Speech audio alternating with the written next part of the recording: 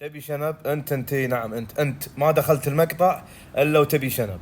انت ما دخلت المقطع الا وتبي شنب، قاعد تبحث ما لقيت حل لتكثيف الشنب واللحية. انا عندي الحل طال عمرك، انا موجود الحل عندي. تعال بس اسمع كلامي وركز.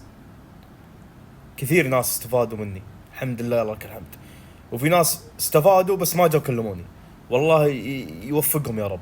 انا فاتح القناة عشان افيد الناس، واتمنى اللايك والاشتراك قبل لا نبدي المقطع. يلا بسم الله. السلام عليكم ورحمة الله وبركاته، معكم عز الكويت. طبعا يا جماعة بوريكم اول شيء حبوب البيوتين، هذا افضل شيء. وين حبوب البيوتين؟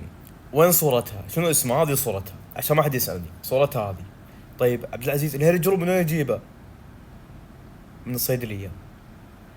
وهذا الهير جروب 5%.